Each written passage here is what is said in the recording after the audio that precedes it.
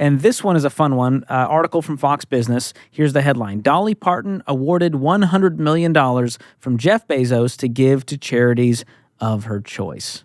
There we go. Yes. A story of wealth and generosity. Yes. I thought all rich people were evil, Casey.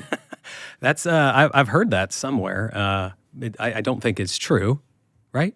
Yeah, I mean, now you can have, there's a lot of thoughts about Bezos out there. Sure. But you got to respect the guy for going, here's $100 million. Yes. That's a lot of money to Dolly, who is, just a national treasure Yes. at this point, to give to charities of her choice, which Dolly's already been known for her generosity and how she's rallied around her community to the world now with the Dolly Library. So much good stuff she's been doing. Yeah, I can't say enough good things about Dolly, not just because she is kind of like, we are the hometown. She's our hometown hero. But I remember when I first had my first kid and I started getting books from the Imagination Library, which is what she started, and it sends books to every kid in Tennessee, right? Up until the age, I think it's 5. She's done so many things to kind of prove that she's really good at philanthropy, right? Of really helping other people.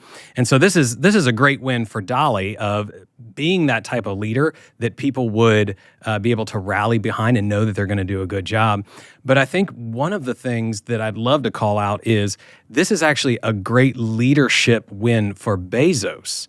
So again, whatever you think about Bezos, like he gives a lot of his money away, right? And he realized that there might be somebody out there that is better at giving away my money than I am.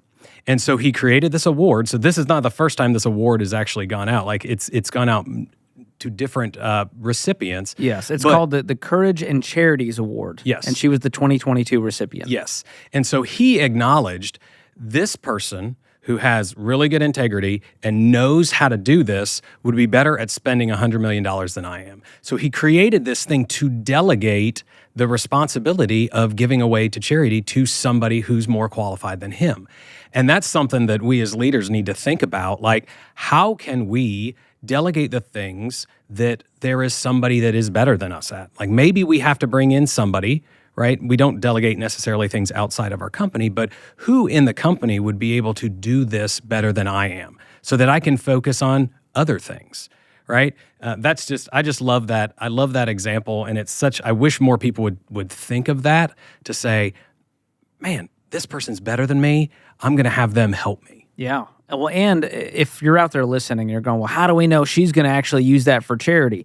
Well, the article goes on to say, while the funds she acquired do not go towards her personal fortune, which Dolly has plenty of, don't worry, they will and can go to any organizations of Parton's choice. And I think we can all speak to this and say it's in good hands with Dolly. But it's also a good reminder as a business owner to be generous.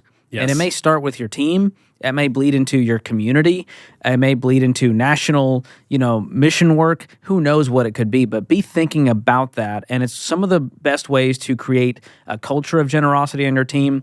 One thing that stands in my mind is when Ramsey Solutions, just a few years back, we paid off $10 million worth of debt of just strangers out there around Christmas time.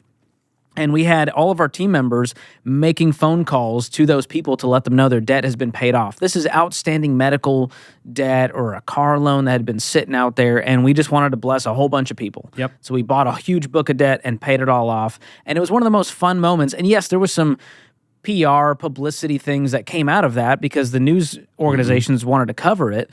But more than that, I think it created such a cool moment for our team to all be generous together. Exactly. It was so great. And even, I think it was the year before that, or maybe it was the year after it, we were given a set of some money to go out and bless people individually, right? And so Dave and his foundation gives away a lot of money to charity, but he was able to empower us as the employees to go out and give. And so the more of that spirit that you can put in your organization, the more bought in people are going to be, and the greater impact you're going to have just on your local community. Yeah, and we always say that generous people they're more attractive. We're attracted to generosity, and the same goes for businesses. We're attracted to generous businesses. Think about all the companies out there that have done the one-for-one, Tom's Shoes, Warby Parker. We're attracted. We want to spend our money with the companies that are doing good in the world. And so think about that as a business owner, as a leader. What are some ways I can do that even on a small scale?